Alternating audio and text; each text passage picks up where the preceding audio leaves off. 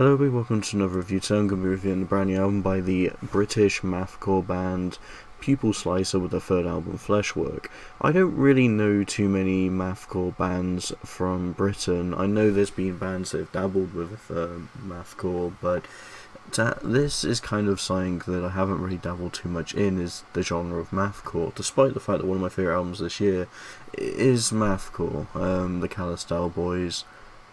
Yeah, so it's definitely a genre that I'm just kind of experiencing more and more, but the creativity of it is just generally one of the most intriguing things about it. I love some of the Dillinger escape plan, and the Callous Daoboys have generally warmed to immensely, so I'm looking forward to seeing how Pupil Slicer have been going forward. I've listened to their previous works, but this one's definitely intriguing, as this blends not just mathcore, but a bit of sludge element. You got kind of a bit of metalcore as well in there, but it also has black metal elements, mainly through the vocals. I feel like they generally have kind of this, not necessarily a BLACKGAZE feel, but if you want to go that way, yeah, a little bit of that. It just goes quite dark and aggressive with its vocals, especially starting with the title track, Heather. I was going to call it Heather, it's clearly Heather, and I love this one. Definitely one of the highlights of the album. Explosive start. It generally gives you the overall feel and opens you up to what this album offers, and that's pretty sick. This continues on with Gordian and Sacrosanct as well.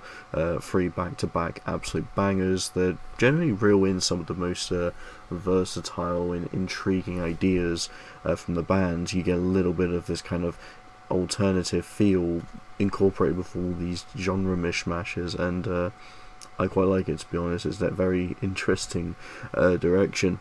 Black Scrawl does this as well, obviously, and I think this is probably one of the best tracks because of it. It's generally got quite a clean production to it. It generally feels like everything is very well coordinated when it comes to its overall sound.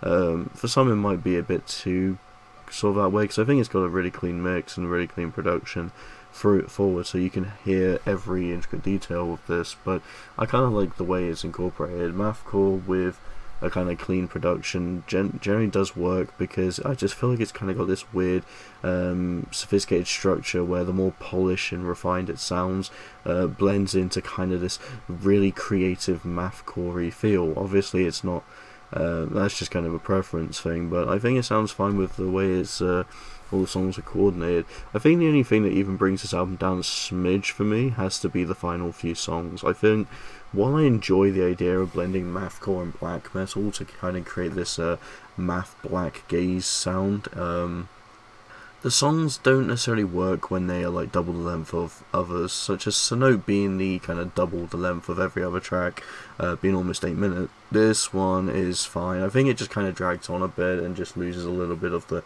charm and spark, because normally having the kind of 2 to 4 minute length tracks means that there's enough veracity to I think I butchered that, but it gives you just enough steam and keeps it rolling with these punchy ideas. It's just basically the audio version of just watching fireworks. It's spectacular, but when you're just kind of watching, I guess, just fire, you're not really watching much of the fireworks. Say the kind of dazzlement ends and you're just kind of seeing the smoke afterwards. Cenote kind of feels like that, the way it just continues on and on. It just loses a little bit of the kind of intricate fun idea of it, but I still think Cenote still sounds good.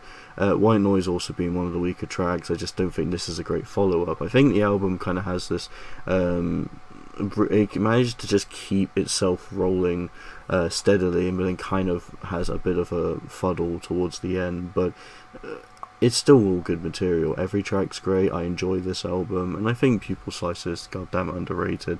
Love the ideas they bring to this, and I'm going to give it a 3.5 out of 5, so I hope you'll enjoy. Thanks so much for watching, and see you next video.